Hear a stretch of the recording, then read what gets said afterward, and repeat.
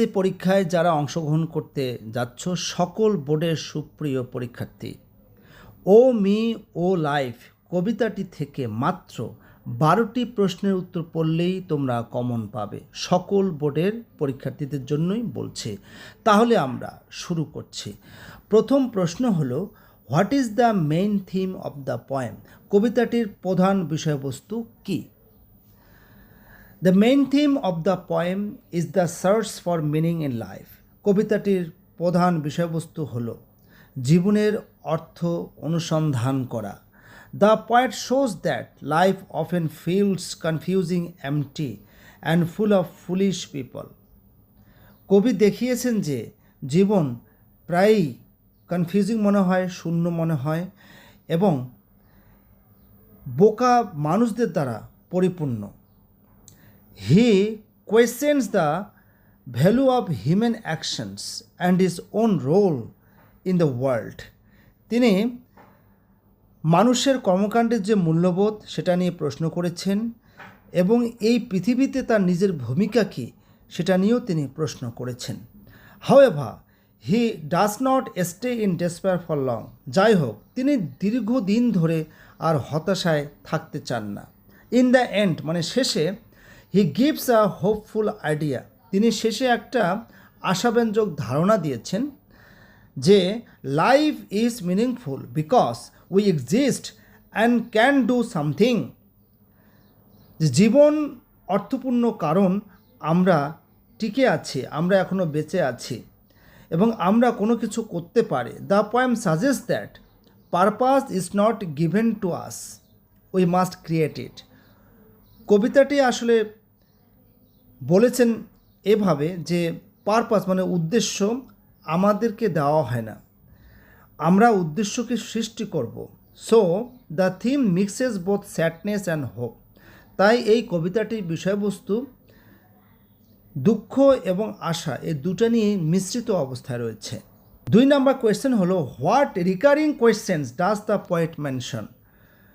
কবি বারবার কোন প্রশ্নটি উল্লেখ করেছেন? The poet repeats questions about the meaning and the value of life. কবি জীবনের অর্থ এবং মূল্য সম্পর্কে বারবার প্রশ্ন করেছেন। He asks why the world is full of foolish and faithless people. তিনি জিজ্ঞাসা করেছেন যে পৃথিবীটা কেন এরকম বোকা এবং বিশ্বাসহীন মানুষদের দ্বারা পরিপূর্ণ। He also questions his own actions and feels he may be just as foolish. তিনি তার নিজের কাজ সম্পর্কেও প্রশ্ন করেছেন, সন্দেহ প্রকাশ করেছেন এবং তিনি অনুভব করেছেন যে তিনিও আসলে বোকা। He wonders why people search for truth but fail to find it. তিনি বিস্মিত হয়েছেন যে কেন মানুষ সত্যের অনুসন্ধান করে এবং সত্যের অনুসন্ধান করতে কেন সেটা পেতে ব্যর্থ হয়। He feels troubled by the empty and useless years of life.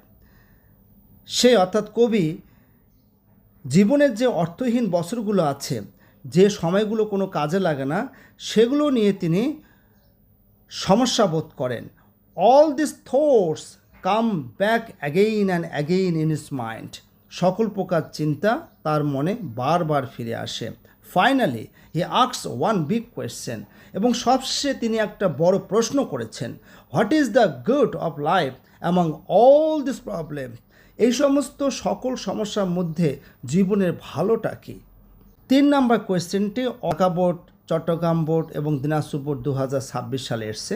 By useless years, অর্থাৎ এখানে প্রশ্নটি হলো, what does the poet mean by useless years? ব্যবহারহীন বছরগুলি দ্বারা কবি আসলে কি বোঝাতে চেয়েছেন? উত্তর হবে, by useless years the poet means the time people spend without doing anything meaningful. ব্যবহারহীন বছরগুলির দ্বারা কবি সেই সময়টাকে বোঝাতে চেয়েছেন যে মানুষ কোনো কিছু অর্থপূর্ণ করা ছাড়াই যে সময়টা ব্যয় করে সেই সময়টাকে বোঝানো হয়েছে। This are years wasted in laziness, ignorance or meaningless activities. এই বছরগুলি অলসতার মধ্যে, অজ্ঞতার মধ্যে এবং অর্থহীন কর্মকাণ্ডের মধ্য দিয়ে অতিবাহিত হয়েছে। He feels that many people live without purpose or clear goals. তিনি অনুভব করেছেন যে অনেক মানুষ উদ্দেশ্য ছাড়া, স্পষ্ট লক্ষ্য ছাড়া বসবাস করছে। This idea shows his disappointment with human life. এই যে ধারণাটা মনুষ্য জীবনের হতাশাকে প্রকাশ করেছে। It also reflects his fear that, এটা আরও ভীতি প্রদর্শন করেছে যে his own life may become empty, তার নিজের জীবনও আসলে শূন্য হতে পারে, ফাঁকা হতে পারে। However this negative view prepares us for his final hopeful answer. যাই হোক, এরকম নেগেটিভ যে দৃষ্টিভঙ্গি তার সর্বশেষ আশাব্যঞ্জক উত্তরের জন্য তাকে আমাদেরকে প্রস্তুত করে। He suggest that even wasted time can be changed if you choose to act. তিনি আরও বলেন যে যদি আমরা কোনো কাজ করার জন্য পছন্দ করে থাকি তাহলে আমাদের এরকম নষ্ট হওয়ার সময়ও কিন্তু পরিবর্তন করা যেতে পারে। 4 নম্বর কোয়েশ্চেন হলো, is age an identity marker? What are the attributes of old age? যে বয়স কি কোনো পরিচয় সূচক, আর বৃদ্ধ বয়সের অর্জনগুলো কী কী? উত্তর হলো, age can be an identity marker because it shapes how people think and live. যে বয়স আসলে পরিচয় সূচক হতে পারে কারণ মানুষ কিভাবে চিন্তা করে, কিভাবে বসবাস করে, এটা কিন্তু এই বয়সটা সাহায্য করে বা বয়সটাই কিন্তু এটা গঠন করে থাকে। Old age is often linked with experience, wisdom and reflection. বৃদ্ধ বয়সটা প্রায় অভিজ্ঞতা, বুদ্ধি বা প্রজ্ঞা এবং রিফ্লেকশনের সাথে সম্পর্কিত, অর্থাৎ কর্মকাণ্ডের সাথে সম্পর্কিত। In the context of the poem, কবিতাটির প্রেক্ষাপটে, old age may also bring regret about wasted time. যে বৃদ্ধ বয়সটা যে নষ্ট যে সময়, এই নষ্ট সময়কে কেন্দ্র করেই আসলে রিগ্রেট নিয়ে আসতে পারে, অনুতাপ নিয়ে আসতে পারে। People may look back and feel their years were not used well. যে মানুষ পিছন ফিরে তাকাতে পারে এবং অনুভব করতে পারে যে তাদের যে সময়গুলো এগুলো কিন্তু ভালোভাবে ব্যবহার করা হয়নি। ইট can also bring physical weakness and slower movement. এটা দ্বারা আর কি আনতে পারে, যে শারীরিক যে দুর্বলতা এবং ধীরে ধীরে যে কাজ করা, এটা নিয়ে আসতে পারে। However old age is not only negative, যে বৃদ্ধ বয়সটা শুধু নেগেটিভ নয়, it can also give deeper understanding of life. এটা জীবন সম্পর্কে একটা গভীর বোঝাপড়া আমাদেরকে দিতে পারে। So age both limits and enriches human identity. তাই বয়স আসলে মানুষের পরিচয়কে দুটোই করে, সীমিত করে এবং আবার সমৃদ্ধও করে। 5 নম্বর কোয়েশ্চেন হলো, what do sordid and plodding mean? অর্থাৎ সর্ডিড এবং প্লডিং এই দুটো শব্দ দ্বারা কি বোঝায়? Sordid means dirty, low or morally poor. Sordid বলতে বোঝায় নোংরা, নিচু এবং নৈতিকভাবে হীন। It describes a life that is not noble or meaningful.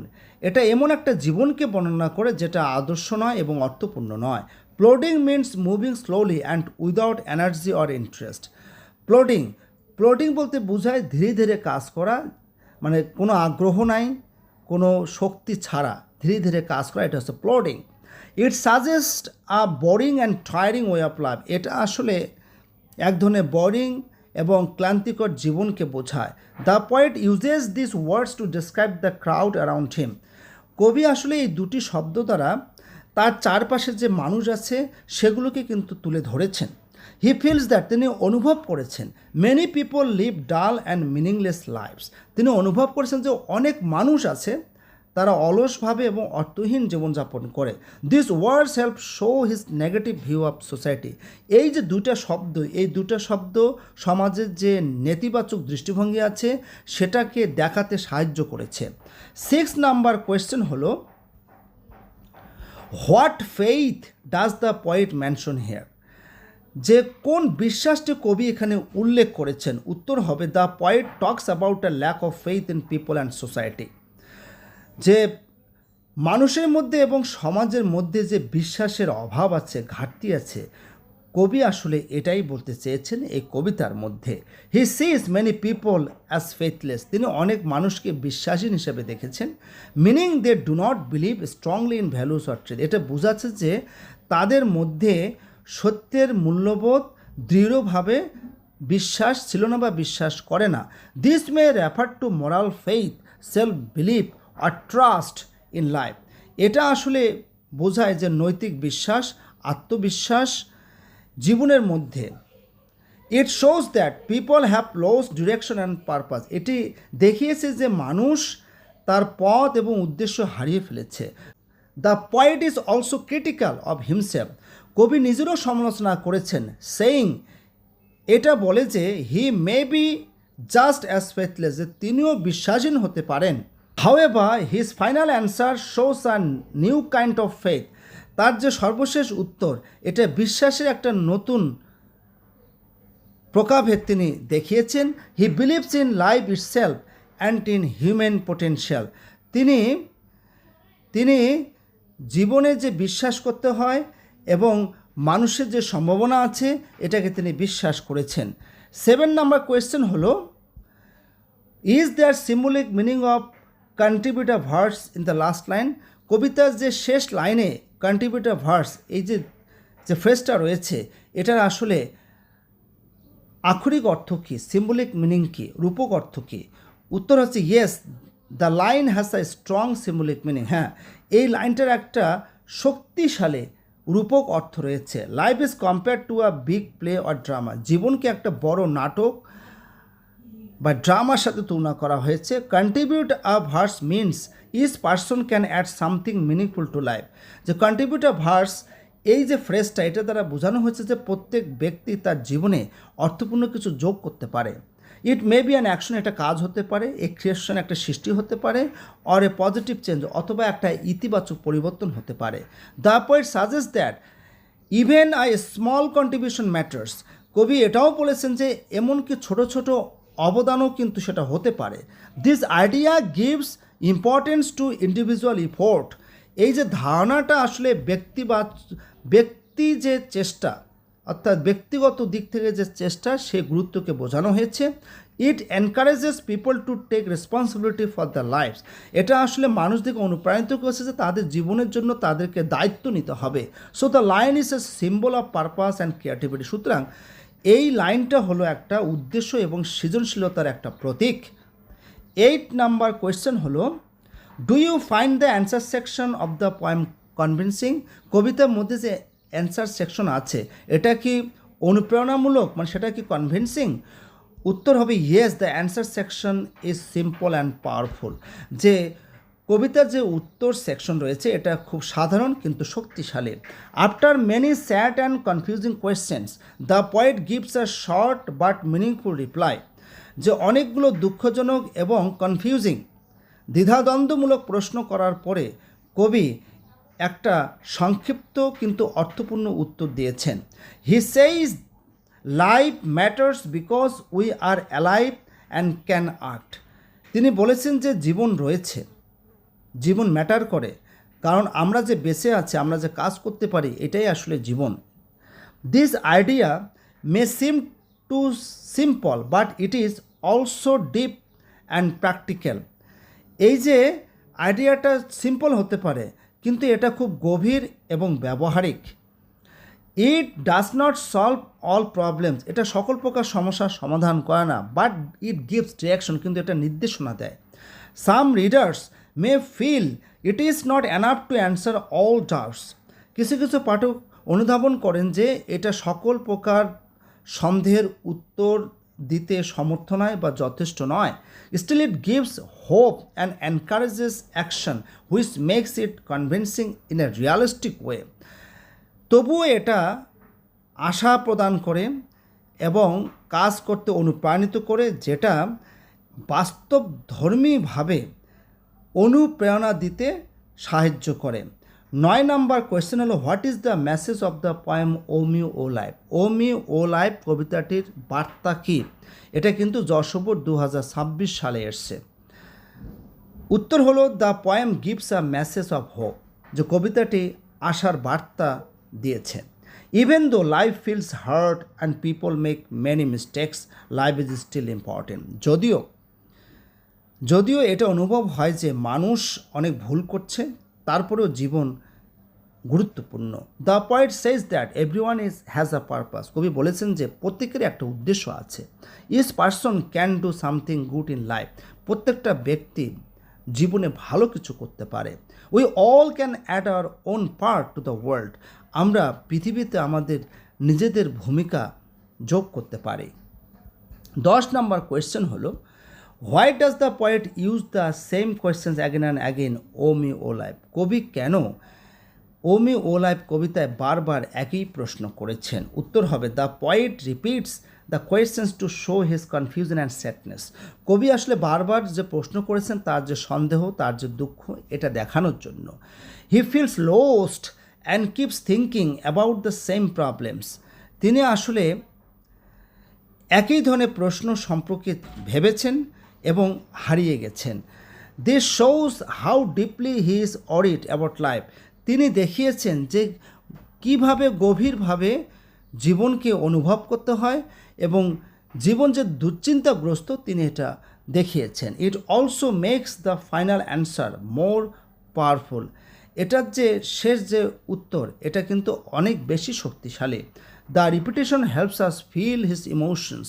পুনরাবৃত্তি হচ্ছে তার যে আবেগ, কবির যে আবেগ, সেটা কিন্তু বুঝতে আমাদেরকে বা অনুভব করতে আমাদেরকে সাহায্য করেছে।